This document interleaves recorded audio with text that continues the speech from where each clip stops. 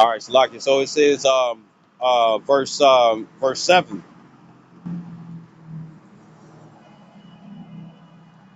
Well, verse 5 again, it says, And the lords of the Philistines came up unto her and said unto her, Entice him and see wherein his great strength lieth, and by what prevail against him, that we may bind him to afflict him. It says, And we will give thee every one of us 1,100 pieces of silver. It says, And Delilah said to Samson, Tell me, I pray thee, wherein thy great strength lieth, and wherewith thou mightest be bound to afflict thee. And when you see that, you got to pay attention to certain words. You know what I'm saying? It's like, yeah, this is my baby, woo to woo and whatnot, but understand that she is the weaker vessel. And if she's the weaker vessel and stuff, and somebody entice her and stuff outside the power that you have and whatnot, guess what? She gonna try to go for it. Now, look, when it come down to Eve, a lot of brothers they sit up here that bitch, but when it come down to it and stuff, if she really was trying to have power over Adam, you know what I'm saying? If she really was going to try to have power over Adam and whatnot and stuff, she would have had it for herself. She would have gained that knowledge and stuff of good and evil for herself and kept it for herself and stuff and used it to manipulate Adam. But she didn't. She thought she was doing something good. And you're going to have a lot of females who's going to think the same way.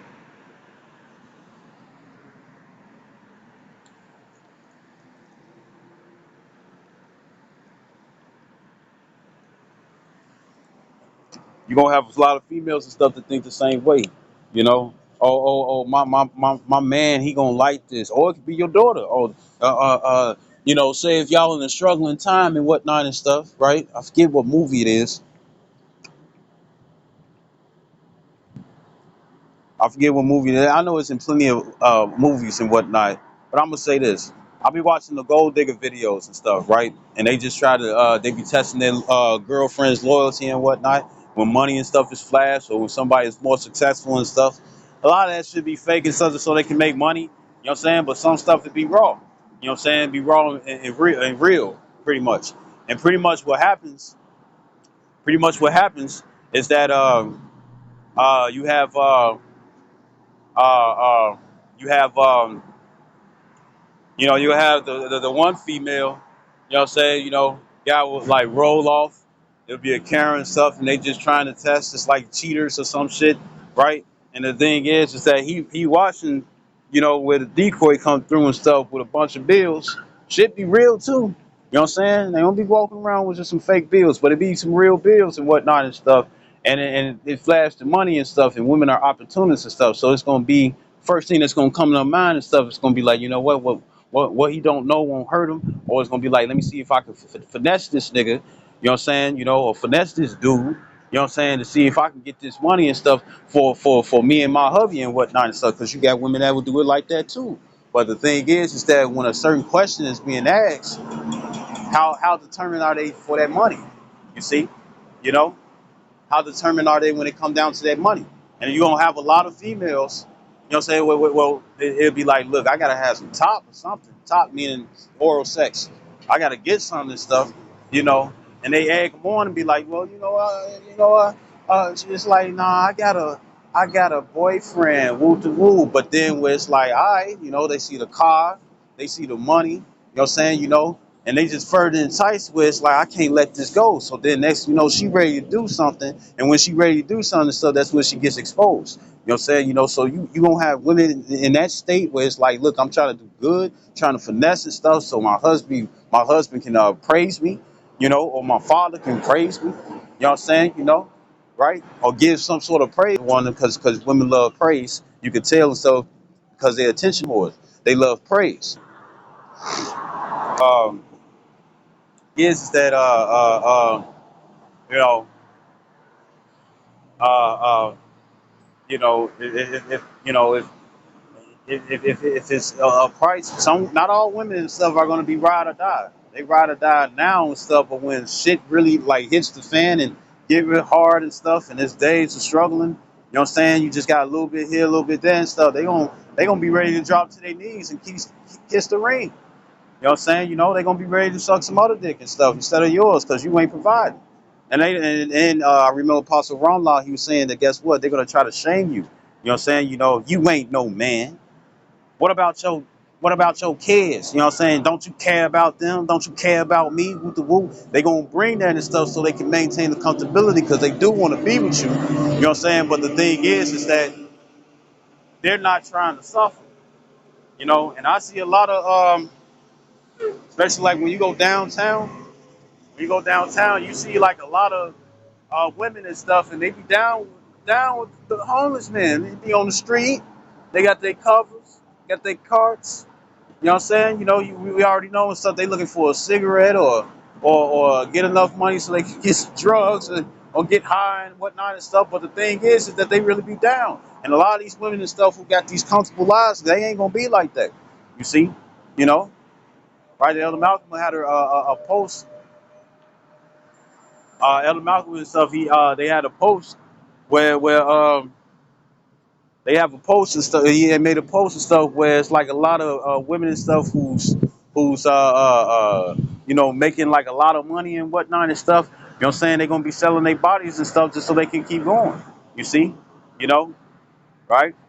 At OnlyFans and whatnot and stuff. You see? But it's gonna not be OnlyFans. It's gonna be open to anyone and stuff who's a fan.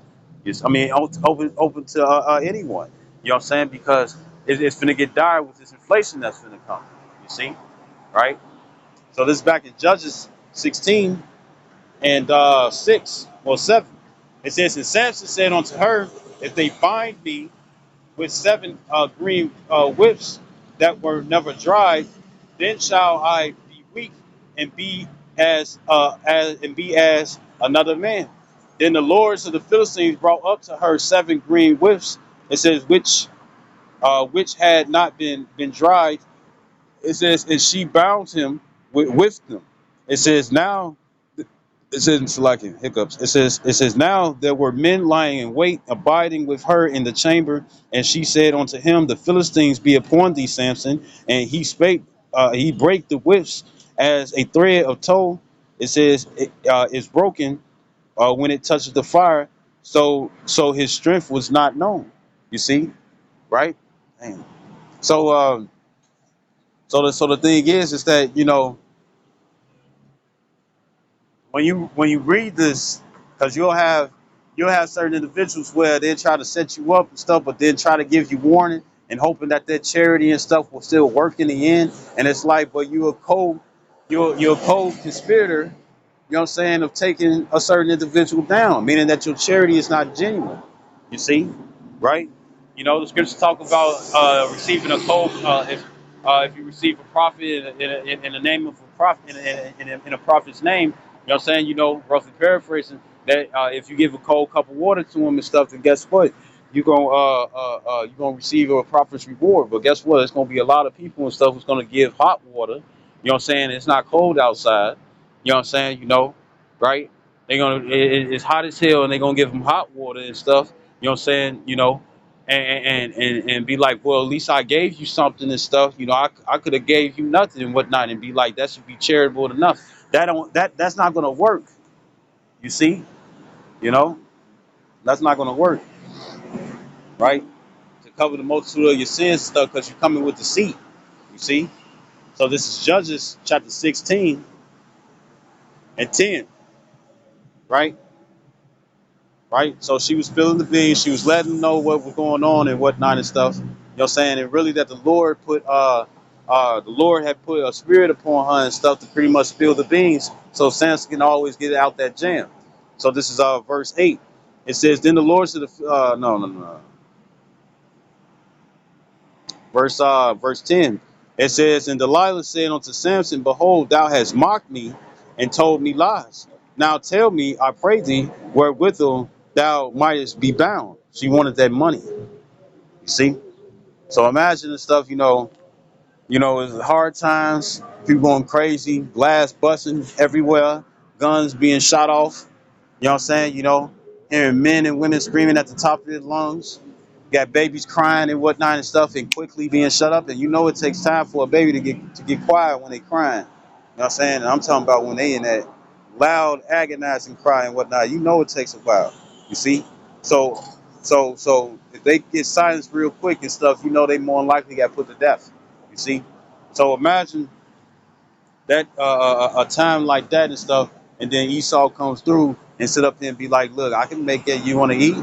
You want a life? Or what do they say? Come with me if you want to live. When they come down the Terminator, you know what I'm saying? You know, the whole time you got to give some shit up though. You see, right? So this is and then and it's like, oh, you're gonna have to dish your husband and stuff because your husband's not for our turn. You know what I'm saying? Some women you're gonna wake up and stuff and be like, babe, where you at? Yeah, gonna have certain things taken from the crib and whatnot. Where you at? Where you go? Woo the woo. She long gone and stuff, so she can maintain that comfortability, man. You see? So this is Judges chapter 16, and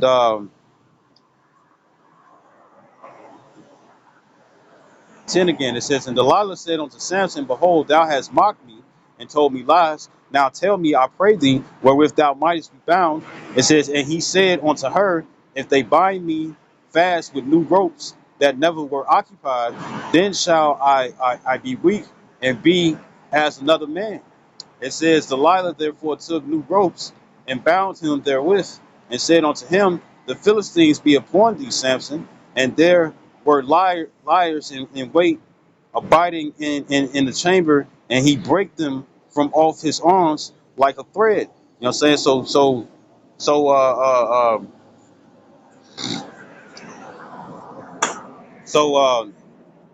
uh, you could tell that something was going on because she kept asking for his weakness. You know what I'm saying? He perceived that. But it's just one other thing and stuff within this chapter and stuff that I want you to pay attention to. You know what I'm saying? Because this is usually how they get you, right? So this it says verse 13. It says, and Delilah said unto Samson, hitherto thou hast mocked me and told me lies. Tell me wherewith thou mightest be bound. And he said unto her, if thou weavest 7 locks on my head with the web. It says, and she fastened it with the pin, and said unto him, the Philistines be upon thee, Samson. And he awaked out of his sleep. It says, and went away with the pin of the beam and with the web. It says, and she said unto him, how canst thou say, I love thee, when thy heart is not with me? But her heart wasn't with him. Her heart was with the Philistines to get that bread. And it says, thou hast mocked me these 3 times, and hast not told me wherein thy great strength lieth.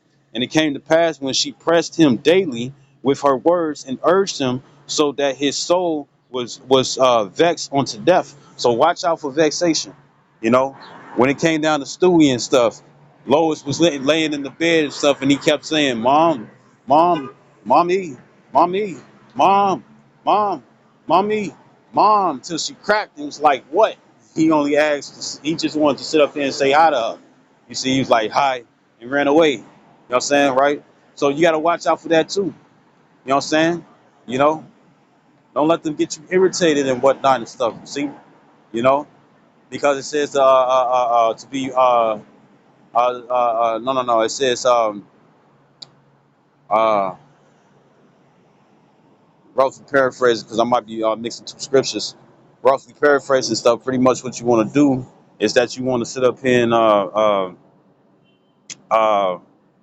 you want to maintain. Matter of fact, the scripture says in First Peter's and stuff, when it come down to the good virtues of the Lord, where you should never fall. You know what I'm saying? Is to have to have tolerance, and tolerance means to be balanced and stuff. So even when it come down to irritation and stuff, you got to get a control over that. You know what I'm saying? Right? First and foremost for myself. So and remember, as it says in what is it, Luke.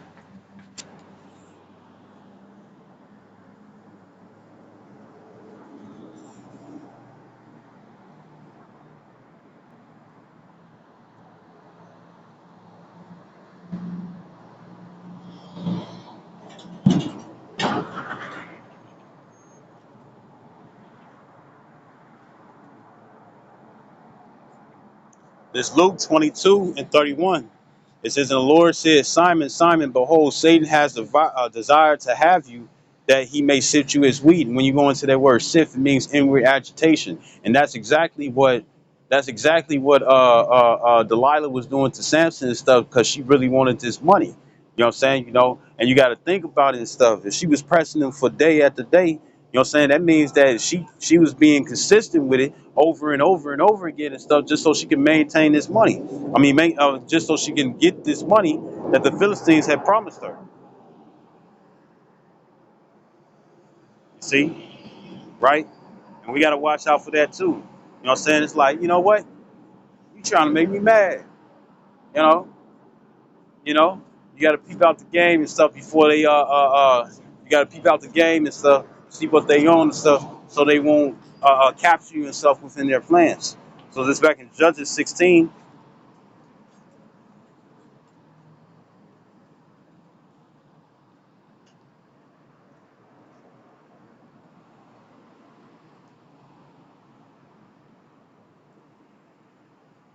I don't know. Looks like they ain't even saved. They got the tower on this shit. This is Judges 16 and 16 again. It says, and it came to pass when she pressed him daily with her words, right? Oh, you don't love me. You know, the word press is the word tazawak. And it says compressed, that is, figuratively oppressed, distress, constrained, distress. You know what I'm saying? So pretty much she kept begging him, nagging him, right? It says, and urged him so that his soul was vexed unto death, right? It says that he told her all his heart and said unto her, there have not come a razor upon my head. It said, for I have been a Nazarite unto the Most High from my mother's womb. It says, if I be shaven, then my strength will go from me, and I shall become weak and be like any other man. And the thing is that wasn't the case. What it was is that he had there was a vow that was his mother had made a vow and whatnot and stuff, and the vow was the power. You know what I'm saying? Because when you read further down and stuff, uh, um, when he got captured and whatnot and stuff, the thing is that when his hair started to grow, you know what I'm saying? That vow that where his hair started to grow and stuff, he started to regain his power and stuff. And the scripture says within this chapter that he destroyed more Philistines and stuff that he did within his entire life and stuff, and that also includes when it comes down to the donkey jawbone. You see, right? So this is Judges 16 and 18. It says, and when Delilah saw that he had told her all his heart, she sent and called for the lords of the Philistines, saying, come up this once. It says, for he hath shewed me all his heart. Then the lords of the Philistines came up unto her and brought money in their hand. And she made him sleep upon her knees, and she called for a man, and she caused him to shave off the 7 locks of his head, right? And those locks and stuff wasn't no dreads. You know what I'm saying? Locks just going into hair. You see? And it says, and she began to afflict him, and his strength went from him. And she said, the Philistines be upon thee, Samson. And he awoke out of his sleep and said, I will go out as at other times before and shake myself. It says, and he wist not that the Lord was departed from him. It said, because the vow was broken. It said, but the Philistines took him and put him out of his eyes and brought him down to Gaza and bound him with feathers of brass, and he did grind in the prison house. Howbeit, the hair of his head began to grow again after he was shaven. Right? So, pretty much when you read it and stuff, uh, uh, pretty much when you read it and whatnot and stuff, it pretty much goes into the fact that uh, um, you got to be able to perceive and stuff when somebody is on something and stuff. Now, he knew this woman, you know what I'm saying, but guess what? That love, that sex, you know what I'm saying, right? You got one thing, you got something that's called sexual magic, and a lot of women, they do those things and whatnot and stuff just so they can maintain control over the man. Now, for the fact that she had that money, she was trying to receive that money, however great amount it was and stuff, because it doesn't tell you how many Philistines who it doesn't tell you how many Philistines that was willing to give her 1,100 shekels each You know what I'm saying? But it had to be a lot and stuff because she was making sure that daily she pressed him. And the thing is that you got to watch out for that. You got to be able to perceive that. You see? You know, you got to be able to perceive and stuff when Satan is trying to be on some bullshit. You know what I'm saying? And he's also getting on family members, friends, and associates and stuff, especially in the time when it comes down to a squeeze. You know what I'm saying? You know, which they're going to put upon all the entire world. You see? You know? Some people are going through it already and stuff, and it's called Jacob's trouble. For last day is greatest, none like it's even the time of Jacob's trouble, but he shall be saved out of it. You see? And the one thing when it comes down to he shall be saved out of it, the elect are going to endure, and they're also going to have wisdom meeting them every thought because they're going to put on as the elect, as it says in Colossians, the 3rd chapter. And this is what you want to do when it comes down. This is what you want to do when it comes down to this is what you want to do when it comes down to this is why you want to build up in your spiritual bank account now and whatnot and stuff, because this is what you're going to have to utilize and stuff when these dangerous times, when it's too scary to come outside, when it's too scary to stay inside. This is what you're going to have to utilize and whatnot in order to survive. And once again, Isaiah 33:6 says, wisdom and knowledge will be the stability of thy time and strength and salvation. He that fear the Lord is his treasure. And you want to be the Lord's treasure and stuff. But in order to do that and stuff, you got to be building up, you know what I'm saying, in our heritage, you know what I'm saying, by following the law, statutes, commandments. This is what you do. So I hope this video was edifying. I'd like to give all honor and glory to Yahweh by Shem Yahushua Harakakodash. Double honors to apostles, the great millstone, and salutations to elect, which you hope to be. Shalom with Bob Kwam Yasharala.